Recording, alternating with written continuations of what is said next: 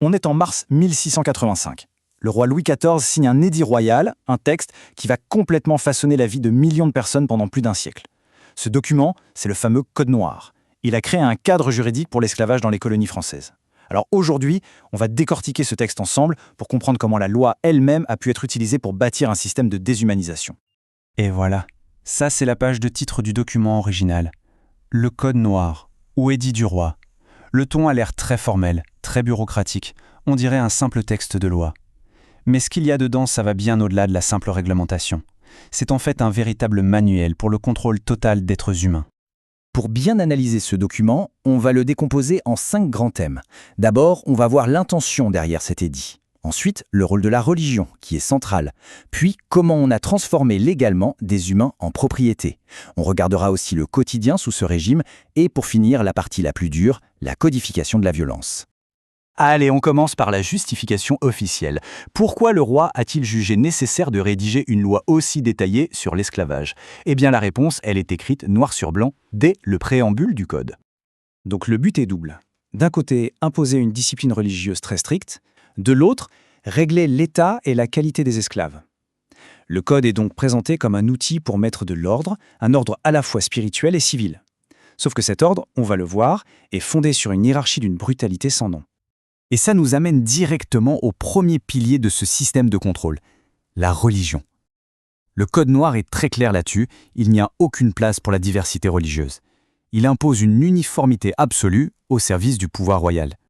Ce qui est fascinant, c'est de voir comment ces articles s'emboîtent. L'article 1er commence par une expulsion pour créer un environnement religieux bien homogène. Ensuite, les articles suivants imposent le catholicisme à tout le monde, esclaves compris. Et même le temps lui-même est contrôlé, avec l'interdiction de travailler le dimanche, ce qui impose le rythme du calendrier religieux à toute la société. C'est un contrôle total de la vie spirituelle et culturelle. On arrive maintenant au cœur juridique du Code noir.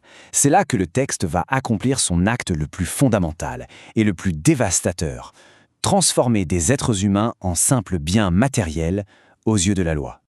Le mot est lâché, meuble. L'article 44 est sans aucune ambiguïté. Les esclaves ne sont pas des personnes avec des droits réduits, non. Légalement, ce sont des objets, des biens que l'on peut posséder, déplacer, vendre, exactement comme une table ou une chaise. Cette définition, c'est vraiment la clé de voûte de tout le système. Et voilà les conséquences très concrètes. Si on est un meuble, on ne peut rien posséder. On ne peut pas occuper une fonction, ni même se présenter en justice pour soi-même. Et peut-être le plus glaçant, on peut être saisi par les créanciers de son maître.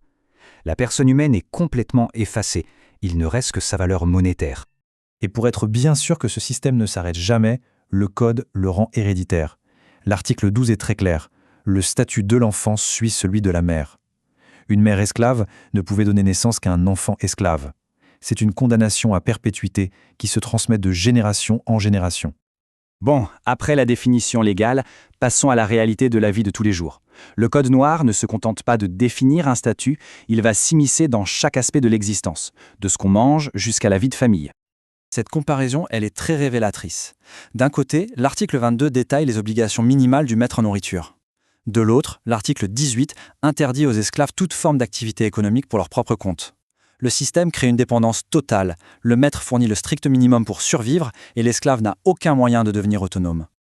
Le contrôle va jusque dans l'intimité. L'article 11 montre que même le droit fondamental de se marier est soumis à l'approbation du maître. La famille n'est pas une sphère privée et protégée, mais juste une autre institution régulée par le propriétaire pour servir ses propres intérêts. On aborde maintenant la dernière partie de notre analyse et c'est la plus brutale. On va voir comment le Code ne fait pas que tolérer la violence, il la légalise, il la systématise. Le châtiment n'est plus laissé au hasard, il est inscrit dans la loi. L'article 38 est l'un des plus tristement célèbres. Il établit une véritable échelle de la terreur pour quiconque tente de s'échapper. Ce n'est pas juste une punition, c'est une mutilation progressive, visible, pensée pour marquer le corps et terroriser tous les autres. À chaque étape, on détruit un peu plus la personne, physiquement et symboliquement.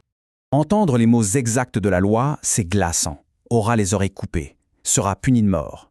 Cette froideur, ce langage bureaucratique appliqué à une telle barbarie, ça montre à quel point cette cruauté était normalisée, intégrée au système juridique de l'époque. Et cette violence codifiée ne s'arrêtait pas à la fuite, bien sûr. L'article 33, par exemple, prévoit la peine de mort pour un simple acte de résistance physique. Frapper son maître était un crime capital. C'était une façon de protéger l'autorité absolue du maître par la menace ultime. En résumé, le Code noir, ce n'était pas juste un ensemble de règles. C'était un système total. Un système qui utilisait la religion, la loi, le contrôle social et la violence physique pour créer un ordre où une catégorie de personnes était entièrement privée de son humanité au profit d'une autre. Et ça nous laisse avec une question fondamentale. Le Code noir utilise tous les outils de la loi, la précision, la structure, l'autorité de l'État, non pas pour protéger, mais pour asservir. Une réflexion qui nous rappelle que la légalité et la justice, ce n'est pas toujours la même chose.